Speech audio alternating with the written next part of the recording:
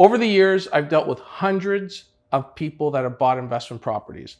And one thing I've noticed is they've been stuck with 1 or 2 units because they fail to know how to scale and build their portfolio and build their wealth with real estate. Today, I'm excited to bring on my business partner, Armando Sardellitti, who runs our new RPM Wealth Builders franchise. And you're going to help us understand why we're trying to fill a gap for people to grow their portfolios at a more rapid pace with confidence and peace of mind. So Armando, thanks for joining me today. Thanks for having me, Vince. I really want to get into the nuts and bolts of what I think is a problem. And that is a lot of people who want to get into investment properties, and some of them inherit them because of the aging population and whatnot. And they get thrown into this situation with the shortage of low-rise rentals, low-rise properties, that is. Yeah. People are kind of thrown into this landlord relationship with a tenant, and they don't know what to do. Yeah. Can you help us understand why the majority of people try to do it yourself and not consider professional property management services? Well, that's a great question, Vince. I think one of the biggest reasons why the little landlord, the small landlord, doesn't consider professional property management is because they don't think there's a professional company that's going to return their call, right? If you think about property management, you tend to think of multi-unit, you tend to think of buildings, you don't tend to think of a single family home.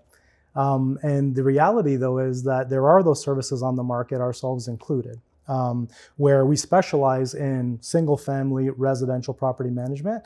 And I think if more people knew that there was a cost-effective option for that, they would at least explore it. So you're basically saying that these mom and pop operators just don't realize that there is a service out there. Yeah, they don't think it even exists, in terms of they think they're too small. And a lot of times, as you said, many of them do end up in becoming a property manager, a landlord by accident, right? And so they haven't really thought through the reality of running that business. And being a property manager is a 724 gig. But when you're thrust into it, you haven't given it a lot of thought. So you also haven't given it a lot of thought in terms of how you're going to staff that. You tend to just get into it and do your best. Oftentimes, people end up just selling because they don't feel equipped. They don't think they're big enough for a professional company to help. And so they just say, you know what, I'm going to get out of this. And that's ultimately a poor decision in a lot of situations, because that real estate asset could have generated a lot of returns over time. Everybody thinks it's an expensive process. I'm not going to suggest that they're cheap, but a lot of people, I think, don't put the value of time into the equation. Yeah. And you touched a little bit on peace of mind and having to put the effort in.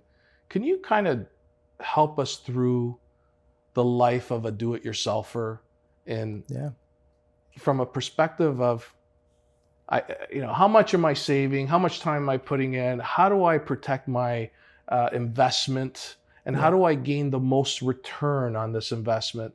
And I think these do-it-yourselfers forget that it is an investment, and you got to maximize the opportunities that are presented. And what are some of the pitfalls they fall into? Yeah, I mean, there's lots. I mean, ultimately, a do-it-yourself investor is at the heart someone who's trying to maximize their return. A great way to do that is to minimize your costs. So the fact that they're trying to, save in any aspect they can, it should be no surprise. It's the right thing to do.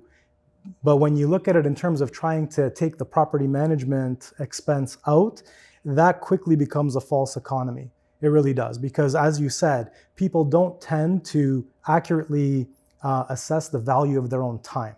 So when you remove that property manager and you do it all yourself, you got to think of all those hours that it's going to take from your life and what is your time worth. That'll be a different answer for everybody, but you do need to think about it, right? Because it is going to take a bunch of your own personal hours. I think the other thing that people don't tend to do is realize the impact on their stress level becoming a property manager. A property manager is a 724 job, right? Owning a real estate asset is 724. Your tenants are on all the time. So calls can come in at any time at night, right? A furnace can break on Friday afternoon and you're getting ready to go on a nice vacation with your family for the weekend. You have to deal with it. Those stressors will impact your life, will impact the life of your family. People don't tend to think about that. The other big thing about managing a property is there's a lot of compliance requirements, right? It's complicated. The Residential Tenancies Act, over 100 pages of rules that you have to be on the right side of. If you get on the wrong side of those rules, there can be costly consequences, right? All those things people don't tend to really look at when they try to save a little bit of money on hiring a professional. Well, on that point, one of the things I've experienced over the years, I've been doing this a long time, is when we've done mortgages for clients and they're coming up for renewal and we're refinancing them or renewing their mortgage, and we realize that the rent that they started off with is the same rent that their tenant is paying today, because they fall into these relationships with their tenant and don't take advantage of the guideline increase that they're allowed to put in place, whether it's 2%, 1%, 2.5%, whatever it is. They fail to do that for a number of years, and then they are upset that their market rents are low. Yes. Like, we see that so commonly, right? And it happens for two reasons. One is the relationship angle you just talked about. So it's natural when you've got a house and somebody's in it and you become friends. When the time comes when you could raise the rent, you feel bad about asking for that increase, right? So you stop running it as a business and you start being more like a family thing. And ultimately, when you stop running a business as a business, returns are going to suffer. We know that, right? So one is, you get too close to your customer, right? But the other one is a lot of do-it-yourself landlords are not experts at tenant communication. And that's a challenging thing, to have effective communications with a third party in a business context. Because of that, when it comes time to talk about increases, they just don't want to have the discussion. You know what, that's a really interesting point, because how much of the fear to communicate, or this communication issue, is formed by everything we hear in the news, right? Everybody hears the horror story of the tenants. CBC Marketplace has done features on this stuff, tenant this and landlord disputes. How much of that plays a part in the fact that, oh my God, this tenant is a villain, or this landlord's a ogre, and it ends up playing out in the communication? I think it plays a huge part. You hear a lot of horror stories. As I said, the Residential Tenancies Act is a 100+ page document. People are afraid to make a mistake. And so because they're afraid to make that mistake, it's better not to talk than say something wrong, right? I think the other place you see it is, when it comes to going to the property to do inspections. Very important to do regular inspections throughout the year to see what's going on with your asset and make sure it's being properly taken care of. Many people, either don't have the time or inclination to, again, interact with the tenant and do an inspection. They feel it's like the tenant's going to take it as if they don't trust me, so they stay out. And many times they don't see their unit again for years, after the tenant leaves. And what do they find? They find basements full of garbage. They find holes in the wall. They find leaks that were small leaks, but they started a year ago. And if they had been stopped, it would have been a cheap fix. But now you got to replace all kinds of baseboards, et cetera, because of those little things. And again, this is the do-it-yourselfer who's not comfortable in that situation. Not everybody has all the skills you need. Armando, perception's powerful. And having been in TV for 19 years doing the Hot Property Show on CP24, one thing I've learned about a newsroom is that they have a mantra. If it bleeds, it leads. They like displaying bad news, right? They need eyeballs. And what I found is all this news, this negative news, is creating a negative energy between a landlord and a tenant. And one thing that really was impressive to me, being a landlord and using your services, is how you communicate with that tenant and show them that, listen, I want you to enjoy this unit. 100%. Here's a binder of everything that you need to know about it. This is what happens if this takes place. This is who you call. And it seems like that tenant appreciates it. Yeah. It's not just give me first and last month's rent, here are your keys, and make sure you make your payment on time. You're actually eager to make sure they enjoy the unit, they look after it, and the relationship starts off in a very positive foot. Do you want to 100%. talk a little bit about why you do that and what relationship you build with that tenant? I do it because it makes me enjoy my job, right? There's nothing that makes me happier than having a tenant with a huge smile on their face. And you know why that is? Because that tenant is a good paying tenant. That tenant is the customer of the investor, who's also my customer. So to me, that tenant interaction and giving them an amazing experience makes me super happy, right? Because we're delivering a differentiated experience for a GTA resident. And I know that that's going to equate to a great experience for the investor as well, because they're going to have a good paying tenant. We do invest a lot of time in that relationship. Of course, it's a professional relationship, but it is full of communication, because people, I believe, in general, want to do the right thing, right? They want to be good tenants. They want to pay their rent, but they also want to be taken care of. And if they have an issue, they want you to address it quickly. They don't want surprises. That's why we sit down with them and we talk through the lease agreement, their responsibilities, our responsibilities, expectations for how fast, a call is going to get responded to, et cetera, right? So that there's no surprises. And I think that just, it sets them up for a good experience, which helps everybody. And Armando, one of the reasons why I felt this piece was important in all the businesses we have is that we now can help that tenant strive to be a homeowner. 100%. Right? And I think helping them understand that, hey, there's all these programs available. There's the RSP program with the home buyers program. Yeah. There's the first home savings account, tax-free savings account.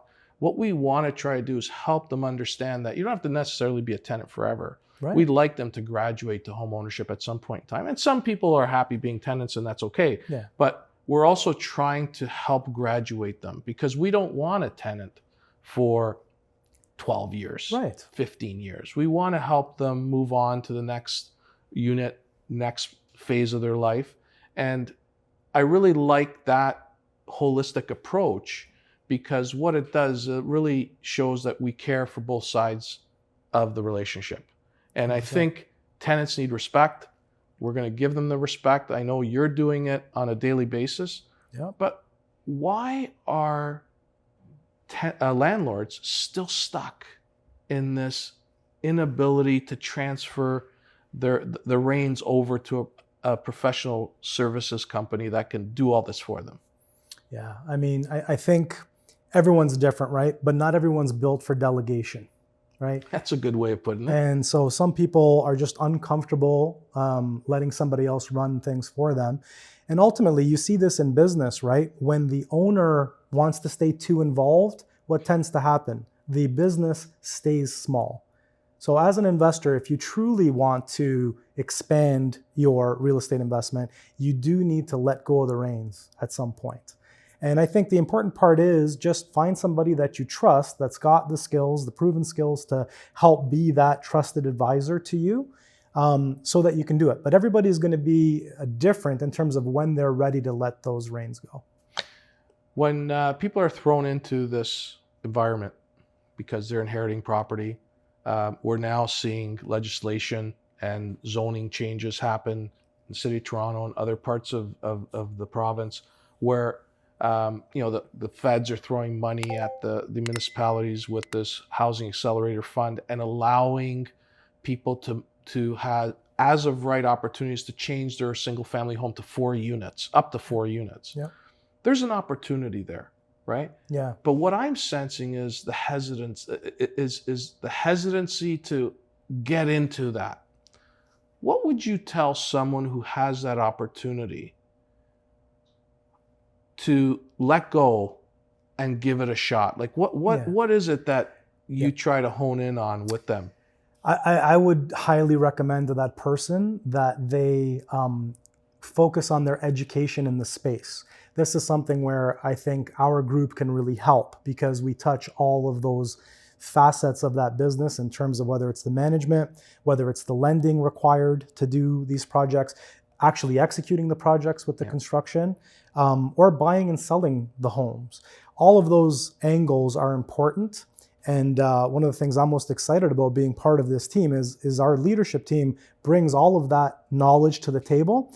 And we are open and willing to share that knowledge and educate anybody that comes through the door, whether it be an investor or a tenant, to your point, because we love seeing tenants graduate across down that path.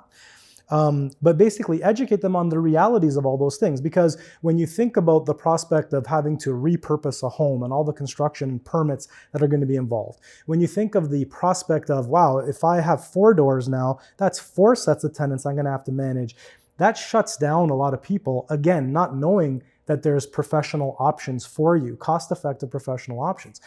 So I think the first step in the process is you got to get educated and just reach out, spend some time with us or with someone else that you trust that can walk you through those angles, those elements, and just see the reality of it. Because you've seen it happen, Vince, in terms of you've got multiple projects on the go right now where you're going through that full cycle of purchasing a property, repurposing that property, renting it out. And because you've walked it, you can easily take somebody through. Yeah, and I think what we want to try to do with this podcast is eventually show people some of the results, right? How we've converted a single family home into 4 units and walk them through the process. Yeah. And maybe we'll go to one of the projects or 2 and walk them through. We'll try to help them figure it out. Yeah. But what I find is when people see it, they believe it. Yeah. Right. It's one thing to talk about it and come up with a concept, but when you take somebody to the site and you say, this was a single family home, it's 20 foot wide and we've made 4 units, all 2 bedrooms or bigger. Yeah. And they're bigger than a condo, people are like, holy shit, this is possible. And fully zoned, all fire rated, all the egresses, they're safe, okay? And they're permitted. They're legal units. They're not something slapped together behind a furnace with a bed in the corner that we see all the time. These are really nice units and something we're really excited about and proud of. Hopefully we could start shedding some light on that, because I think that's the key.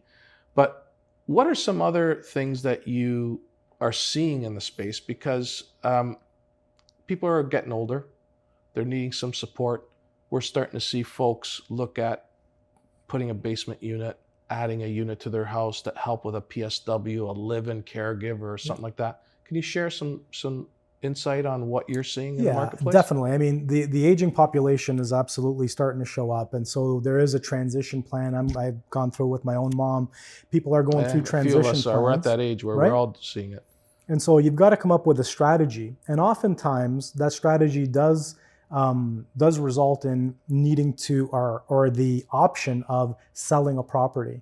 And all I would say is, when you're trying to make that decision, look at alternatives, because not selling and taking advantage of some of the changes in legislation that you talked about, where you can densify that same property, go from 1 door to multiple doors, it can actually become an excellent revenue generator for your aging parents that then helps to fund their needs, whether they be in the house or outside of the house going forward.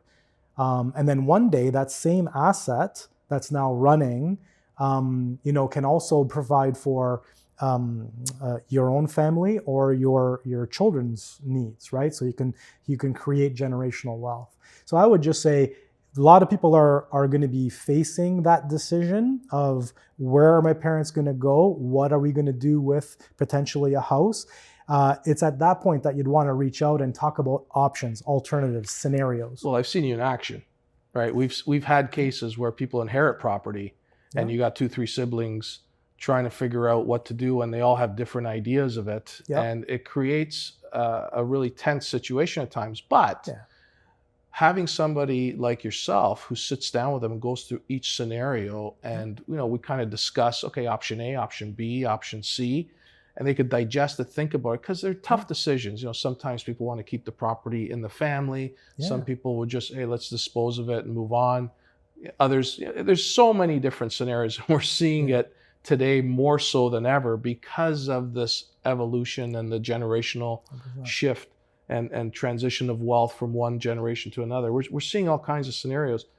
Having the expertise and the experience to walk people through all the options is probably something that we're pretty good at. And I'm not saying it because, this is what we do, but I'm saying it because we're doing it every day and we're 100%. learning and we're dealing with emotions and we're dealing with people's anxiety about the whole thing. And what do you see at the end of those discussions, Vince, right? You notice that there's no one right solution. No. The end result is always different and customized.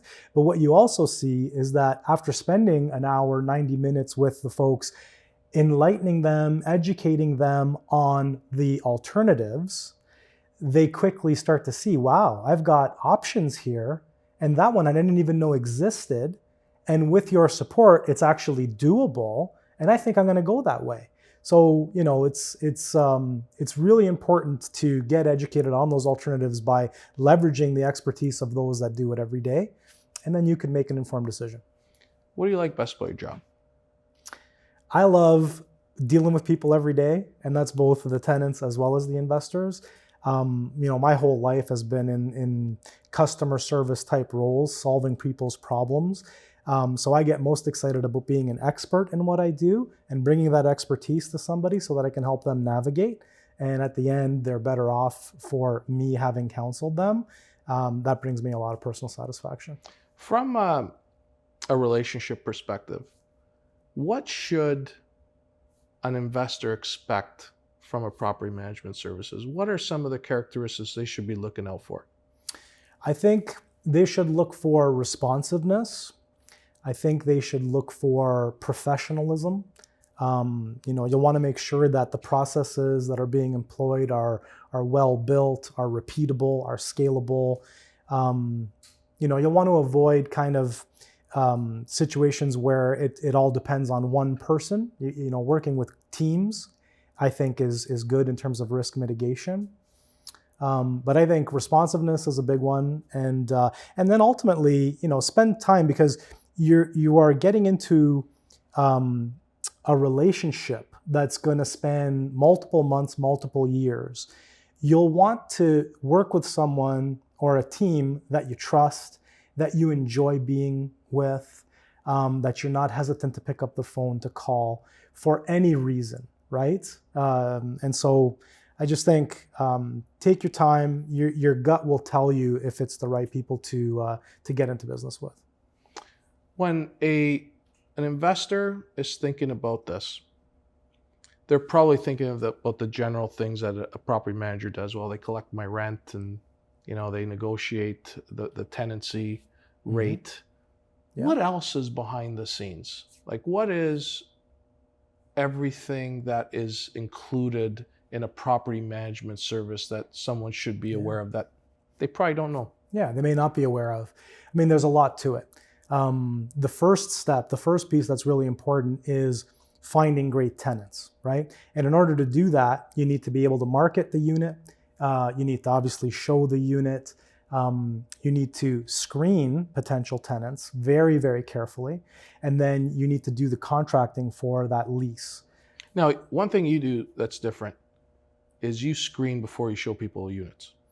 So in many cases, we will go through a screening process before we allow them into the home.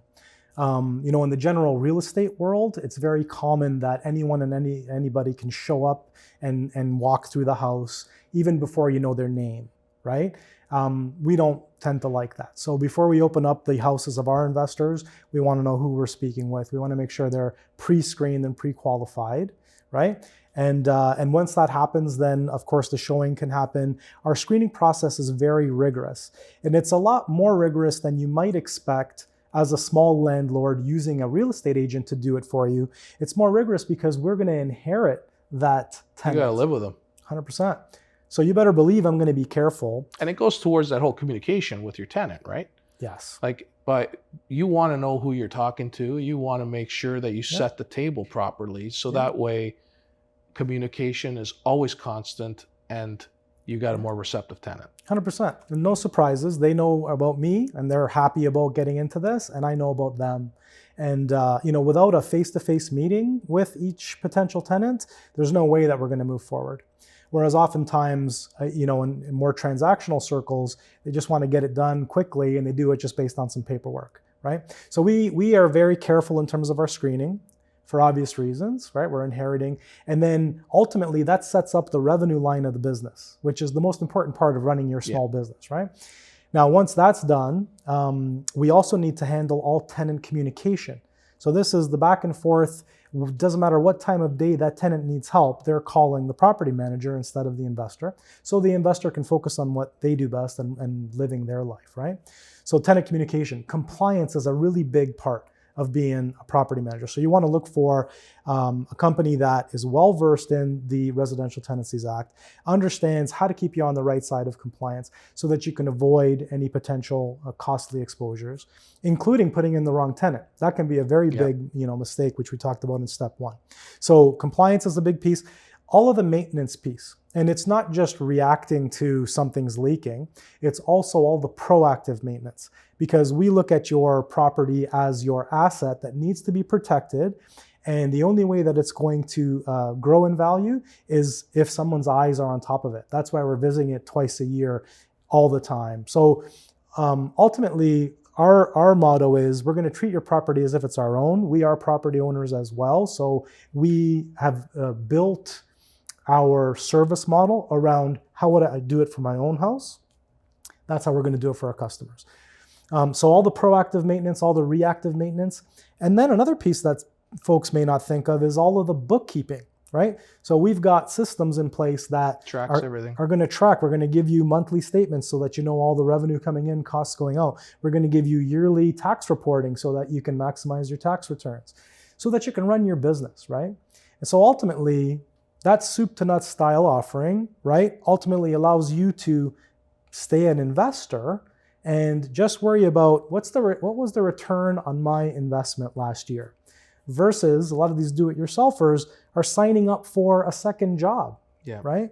And many times investors don't want that. They want their money to work for them. They don't want to work because of the investment. And Armando, on your point about knowing all the details of the Tenancy Act, just recently and this year, people in the city of Toronto are going to experience a heavy tax increase to their property taxes, right? Yep. They're going to see 9.5% increase.